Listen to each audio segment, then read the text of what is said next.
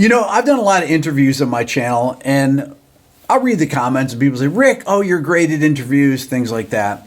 And I think, well, I watched this one particular interview, which I think is the perfect interview of a musician.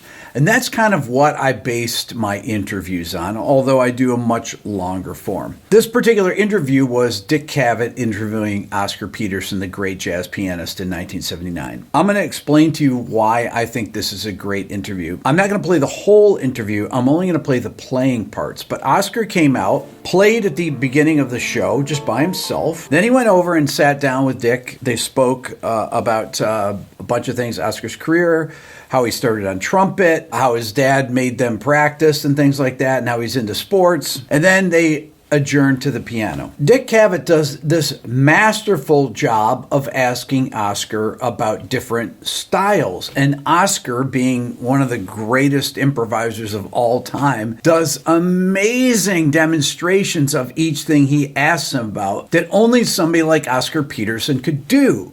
So let's watch this together because it is ridiculously great. Okay, so it starts out like this. Thank you, and His Grace the Duke thanks you. And Oscar, let's hurry through this. I've got some notes here from my scrapbook. I wonder if it would be possible to pick a tune and have you show us just superficially, perhaps. Are you going to pick a tune that I know? Are you going to pick a tune I know? No, go ahead. Because I might pick buttons and bows, or who knows. And if you could just show us some of this, what I think are called stylistic trademarks of other pianists. Now, what do we mean by the phrase "the stride piano of Art Tatum"? The stride piano of Tatum or people of that era is the ability to play the background for yourself and make it work like a rhythm section. Okay. First of all, stride piano's incredibly difficult to play. And Oscar, as opposed to when you play with the rhythm section, where you would just hold a chord usually, or punctuate with a chord and play. So if you have a bass player, because the drummer is playing, he's the just bass player is comping playing. chords. So this way you go. Yeah.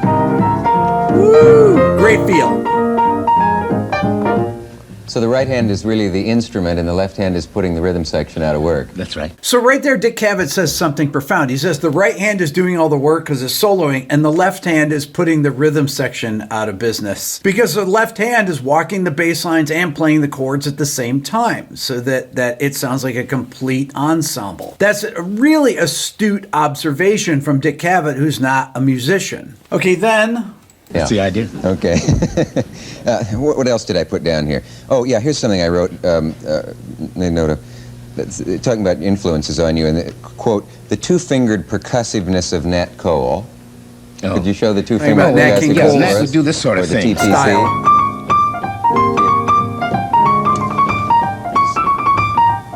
Which each note has its own articulation rather than being an insipid phrase like... Yeah. Okay, this is on afternoon TV. And he used mostly the front end of his hand. And emphatic to accomplish like this. that. It was very emphatic. It was articulated like you do in speech. Then the Muzak running all the notes together. That's part of the sentence. The other part they could hear in your early influence was the lyric octave work of Earl Garner. This is they're talking about the full chords like this, where Earl used handful of chords to play melody. If he was going to play Getting Sentimental, he might play it like this. Oh, man. And delay it like that. You know? Yeah. And as I said on another show, you have to know how to be able to do the proper delay so it doesn't sound false. Since you didn't name the airline, you better not name the other show. I won't. I love it. That was it run by a middle-aged man? They have just incredible rapport. But what about the relaxed block chords, or would that be a typo for black chords? No, I guess not in George Shearing's case. Not in George Shearing's case. George Shearing used this kind of thing.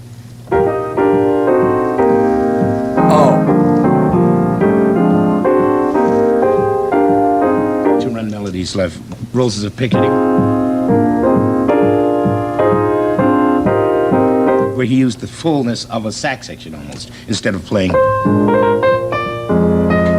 just with a melody and simple accompaniment. Great demonstration. Play it again with partial chord. Partial chord would be two notes, for instance. It's much more sparse. This is full. great demonstration. It just occurred to me that I read so that you had given up singing because you sounded a little too much like a well-known singer. Don't say who it is. I'm not going to say. Let's see. Could you do a little bit of a Blossom Fell and see if the audience can tell who you sound like? This is amazing. I wish I could. Because he gets Oscar to Give me a sing. kiss to build a dream on. No. Do you really sound like him? Well, it's debatable. You won't do Put it? that way.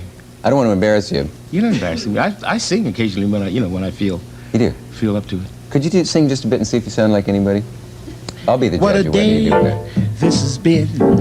What a rare mood I'm in. Oh. Well, it's almost like being loved. And if you say Donna Summers, you're in deep trouble.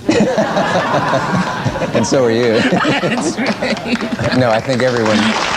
I love the rapport. It's amazing that they're joking I around. think everyone recognized the voice of the immortal George Burns. Now, of course, you have to be my age to remember George Burns. Let's not explain it. What are double-handed, or is it double octave bass lines?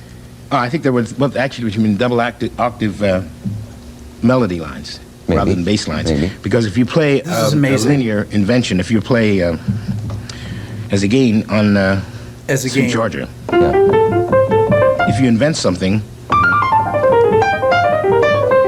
as an alternative line, Yeah. then you can play the same thing with two hands. He's improvising.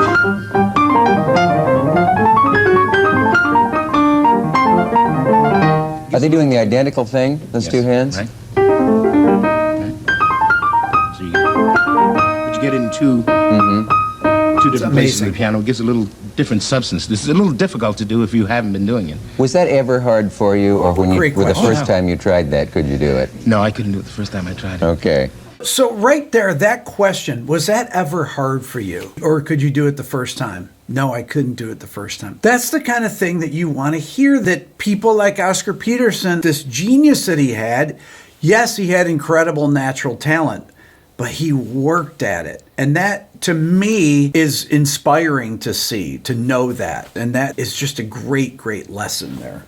Continuing. What would I be hearing if the pianist was tonality based? I've seen that term thrown Oh, around. you'd be hearing, all right, if you take this same tune, Roses Okay. Piccadilly, right, you'd hear this sort of thing. Melodies. You might hear a more involved harmony, Amazing. like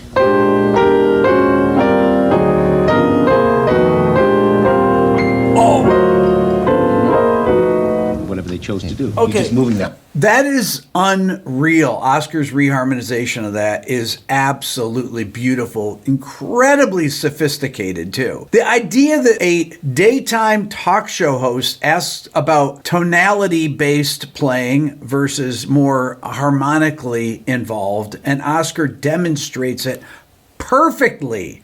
This is on in the middle of the afternoon. You would never see anything like this on today. Of course, you didn't see anything like it on there back then either, but that is just astounding.